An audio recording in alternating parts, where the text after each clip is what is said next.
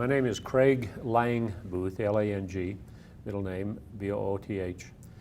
Grew up in St. George, was born here, grew up right downtown, in fact, within 2 blocks of the Tabernacle. Was born in 1944. I was 8 years old in 1952 when they began doing the nuclear testing.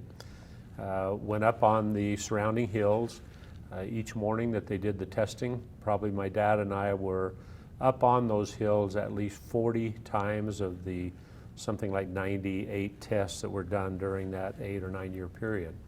And we would stay up there till we watched the flash, and then would stay there another 20 minutes or so until the sound and the rumble came through, and then would go about our business. We also were involved in seeing the clouds that came over, the radiation. We didn't know anything about radiation. We didn't know what the dangers were. We were involved with some of the filming that the Atomic Energy Commission came. We knew some of the military people that they sent here to ride around with Geiger counters and try to document how much radiation was in the area.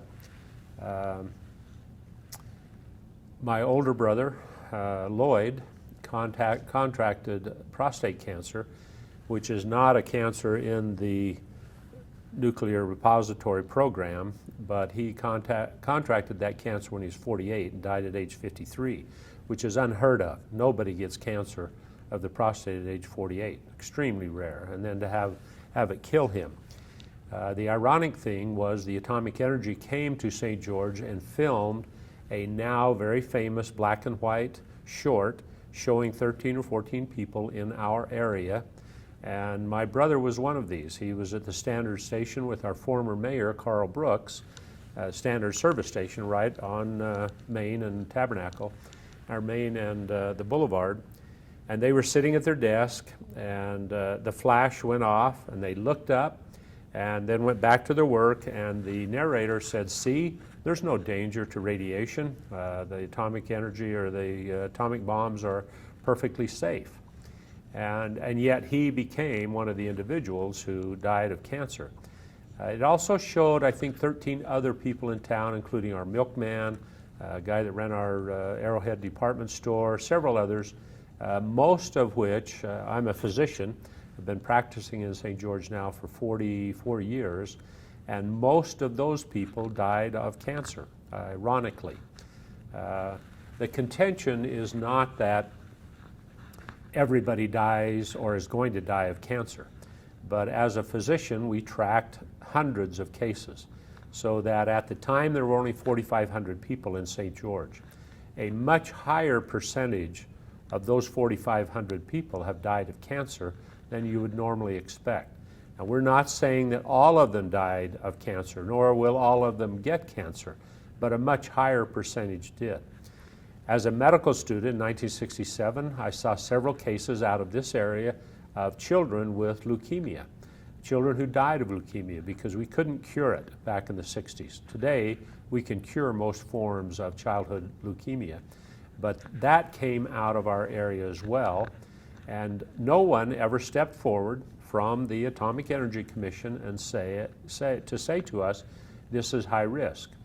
What we were told is that everything was just fine, don't worry about it. But what happened is the radiation came over, fell on our plants, our cattle and sheep and so forth ate those plants. The radiation is concentrated in I-131, which is iodine, and so it becomes concentrated in the body in the thyroid. And the Atomic Energy Commission, or whoever studied it, actually the University of Utah, Dr. Lyons, came down and studied the group of children 2 years younger than me, the ones born in 1946. And once Dr. Lyons showed that there was increased risk of thyroid cancer and thyroid nodules and hypothyroidism, the federal government pulled the funding from his program. Dr. Lyons came down here right after I moved here as a physician, and he and I debated the issue prior to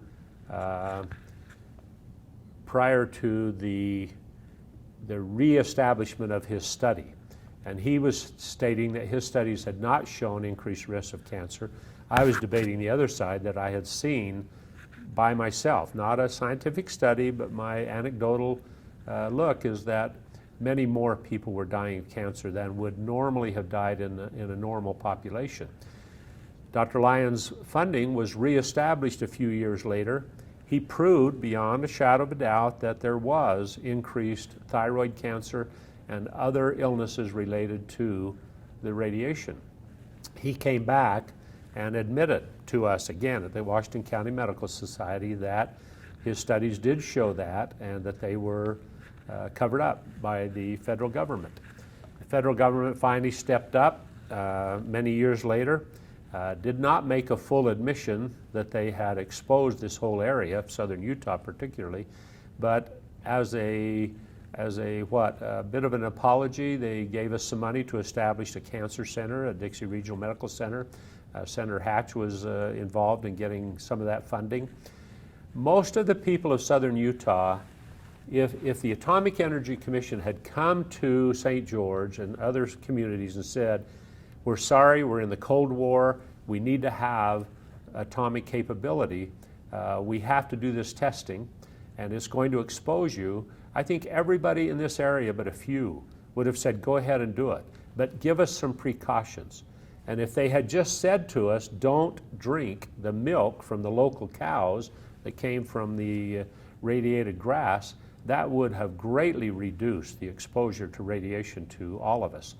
I don't think there were many in town. There might have been a few that would have moved away, but I don't think many of them would have said to the Atomic Energy Commission, my hell, don't come here, don't do this testing. You're exposing all this. Instead, the Atomic Energy Commission chose to blackball the whole thing.